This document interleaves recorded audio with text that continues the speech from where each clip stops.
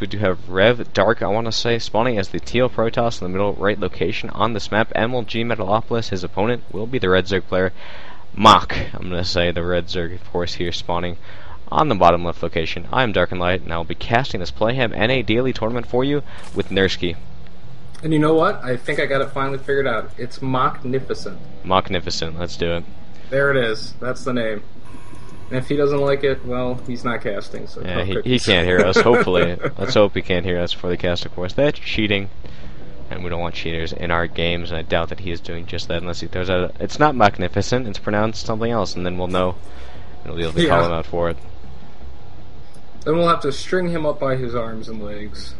That's an option, yeah. Quite so. Alright, so, yeah, I mean, there are some options on this map for Protoss to do early Forge builds. Typically, you have to do it where you have your Nexus tank for you, but, not the most common thing in the world. Of course, he has opted for that high ground pylon. Going to be getting that gateway and sidewalker wall off by the look of it. In the meantime, Zerg player probably going to be opting possibly for a Speedlink expand build, or maybe even a 15 hatch, just based on the fact that he now knows that they are cross-spawn because of his Overlord spotting the close air, and since this is MLG Metalopolis, you cannot spawn close ground. Yeah, it looks like he's going to be going with the 14 and then attempt for the 16 hatch. Yeah. Pretty common strategy against Protoss players for a lot of Zerg players. You don't absolutely positively need to have link speed up immediately. You just really have to have it in time for like a 4-gate or something like that. So don't mind this opening by Zerg players. If you can manage to get that hatch down, it is good. And it's really up to the Protoss player just to use good probe control and pylon placement if necessary to just block it to force the Zerg player to throw a gas down. Yeah, absolutely. I'm not a big fan of this build myself. I used to use it quite a bit when I went up for Baneling drop play, but I felt that just in the end, Speedlink Expand was a little bit better in that regard. I feel like if you do this build, you're slightly open to attacks with 2-gate pressure, with a lot of Stalkers reinforcing and microing back. Of course, this does lend to a pretty late speed, but it does in fact allow for that a bit of an early hatch, and this was not blocked by the Protoss, so he's going to get that out at a pretty fast timing and look to be in pretty good shape. Oh yeah, definitely, and since he is going for a rather early hatch and isn't taking gas, it will leave the ability for the Protoss player open to maybe Chrono Boost out a couple Stalkers and try and apply some early game pressure. Not always a common thing to see, but I do like to see when some of the Protoss players maybe go with that 2-3 Stalker pressure early on. They know that the Zerg player's gas is delayed, so they know the Zerg player's not going to have link speed right away, and Stalkers do quite well against slow links, so you can sometimes apply a lot of pressure to Zerg player, force some spine crawlers or something like that out, give yourself a little bit of advantage moving into the mid game. Yeah, just force a lot of lings as well. If you micro back the Stalkers, you can do all kinds of damage, so I do like to see that myself at some in some builds. Of course, it doesn't work out all that often, especially when they do opt for the early gas, but it can have some utility in a lot of different matchups. Typically not, though, on a cross-spawn map like this. Gives the Zerg a lot of time to react. He is going to be spawning one Stalker, looking to possibly push out and do some damage with this, maybe take the Zelnaga towers. Yeah, I think he just wants to feign some pressure here. We do have that sentry coming behind that Stalker, so it looks like he's just going to gear up to expand behind this, but I do like that he is at least going to Chrono Boost out that single Stalker, try and poke and pressure the Zerg player a little bit, force out a few lings here and there, slow down the Zerg economy a little bit since he did go for that ultra-fast hatchery. Always smart of the Protoss player to force a little defense by the Zerg player, and it looks like he's even going to get a free Overlord here. Yeah, that Overlord trying to get over to the other location, probably going to be able to snipe that off, and it may even supply block him. No, he is very far ahead on Overlords, making those quite fast. So he should be in good shape in that regard. Looks like that the Protoss has opted for the Twilight Council. We'll have to see how he follows this one up. Of course, he is saving quite a bit of gas, so very well could be Blink, could be DT. We'll have to see. He did hide a pylon over there in the gas.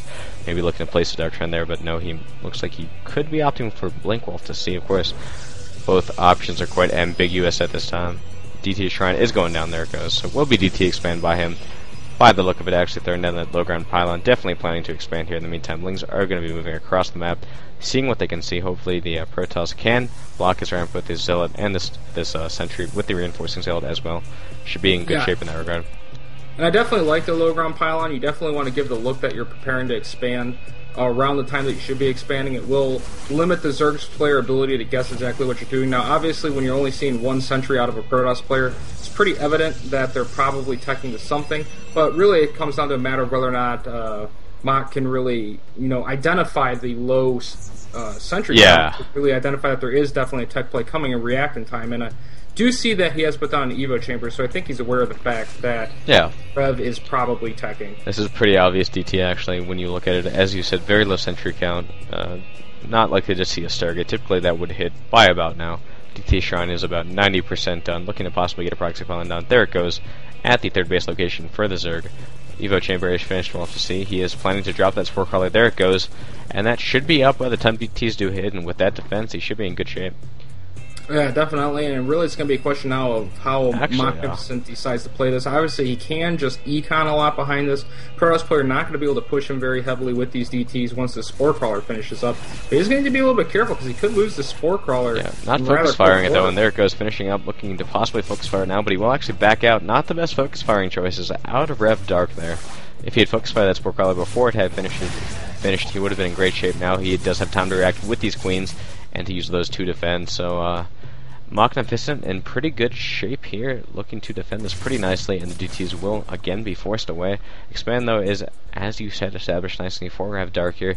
Back at his base, certainly not an all-in by any means, looking to transition forward into a strong build, getting a couple more gates. Or Robo as well, probably going to be taking a Colossus here. Yeah, definitely. Smartest thing for RevDrk to do at this point. He has a form of map control with those DTs. Machnificent's going to need an Overseer or something like that to really be able to press at all against Dark, because Dark can just warp in a couple of DTs otherwise to defend.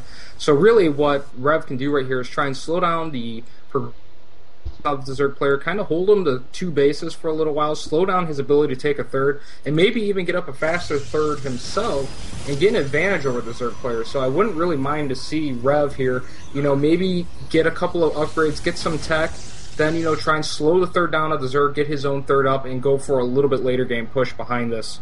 Yeah, I'd say so as well. Just played a little bit risky with his map control. He has maintained. Looks like a few lings will push across the map, see what they can do. Don't expect them doing all that much damage with all of these zealots to support. But yeah, this is going to be a mistake by Mach if he actually really commits with these lings, I think. They're going to pull those on that with minimal losses, so not to be most effective. You're going to scout out the army composition at the very least to set that going for him. DT's going to take those watchtowers, get a good idea of when the Zerg is looking to push out, and then we'll actually give an opening for the Zerg to possibly expand for the third, but there is that proxy pylon still up to deny that if needed. Yeah, and a little bit of mismanagement there by Mach. Lost sight of his lings for a moment, and Rev just walked right over there, killed all of those Zerglings, so Mach just kind of ends up throwing those away. Just lost sight of them for a little while, was busy doing other things on the map, and ends up losing those Zerglings, which does hurt a little bit in these early stages of the game, where every unit really can count quite a bit in these first 10 to 15 minutes of the game. Absolutely. I would rather be making drones than he would be making more lings. Going to have to, though, because it looks like his opponent may be looking to push out here with a few zealots, a couple sentries to support. Don't see this doing all that much damage. Machnificent should be able to, or rather, spawn the amount of units he needs to defend. Going to lose an overload there in the middle of the map at the very least. I just think that RevDrk here is going to be fanning a bit of pressure, trying to force some units out of his opponent, and it is certainly working at this point in time. Of course, 24 lings are now on the way behind this. He is actually getting charge lot upgrade. Going to be finishing up soon, 50% down at this point. Interesting choice. Don't see that all that often in ZVZ, but it can help to deal with her just if he does opt for that to prevent them from kiting as easily.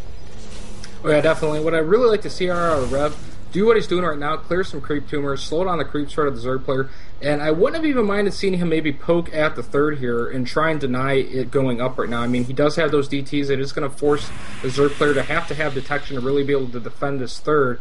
And if he can morph in some units like he's doing right now, warp in a couple of units, make a press for that third, I'd really like to see him do that more than actually go for the natural. Natural is going to be a lot easier for the Zerg player to defend. If he can just deny the third, get up a third of his own behind this, it put Rev in such a good position. Yeah, it can be pretty easy to just go in there, snipe it, and pull out without too much of a concern. Those lings are not going to be able to engage this directive, but with 14 Roaches hitting the field, that'll help them out quite a bit. Of course, Archons and Zealots, not the best units by any means to deal with this, but here they go, moving in now, trying to make something happen, getting all that splash off with these Archons on all of those lings, killing them so quickly with these Zealots as well, doing a lot of damage right now. With all these Roaches reinforcing, he's going to be able to clean up a few of those Archons in the meantime, though. Looks like actually Protoss will be forced back, so pretty decent defense again. Those Roaches do quite well against this particular composition of Dark, but it doesn't look like he's ready to give up yet. Maybe just be posturing to get a few more weapons in and push in. Immortal is on the way from that Robo behind this, looking to support that. Of course, will help him quite a bit to deal with this very heavy Roach count we're seeing out of Machnificent.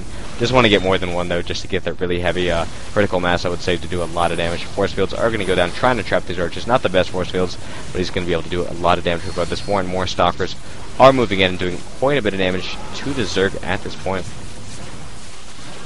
Yeah, I'm not sure I really like this by RevDrk to be too honest. He had an advantage moving into this stage of the game, and he's giving up that advantage. If he can't press the Zerg and break him here, he could actually be in a lot of trouble moving into the further stages of the game, because now the Zerg player is going to have a secure third, already has some drones over there, and if this attack gets held, it's going to actually put Rev behind for later stages of the game. So he's kind of committing himself to a point where he's going to either have to break the Zerg or GG out of the game at this point if he continues to press this attack. Absolutely, cannot disagree with that at all. Looks like he is just going to push for the 2-base timing, see if he can make it work. Not the best focus fire with that Immortal. Actually attacking Lynx, really needs to get that on the Roaches. There he goes, but it will be focus fire down very quickly by the Roaches of Machnificent, just slowly but surely working away at this Protoss army. A few more reinforcements do come in, going to help them to push that Roach force back with a lot of units coming out for the Zerg almost constantly out of all 4 of these hatches. Actually, a few of those Zealots did warp in at the proxy pylon. Going to be able to take out the third, and that'll help him a lot to be able to take this win here. We'll have to see if he can make it happen. Another Immortal is coming in. Going to be a great support to this. He did take out a Queen as well, effectively having the production of these Zerg. That'll help him quite a bit to take this game, actually. Maybe denied here by all these Roaches, but he's doing a lot of damage regardless. Yeah, right now that Immortal coming in there is helping him a ton. He's very close to breaking the Zerg player. He's up on supply right now, so he is doing a decent job of trying to break him on this 2-base, 8-gate all-in that he's trying to press here.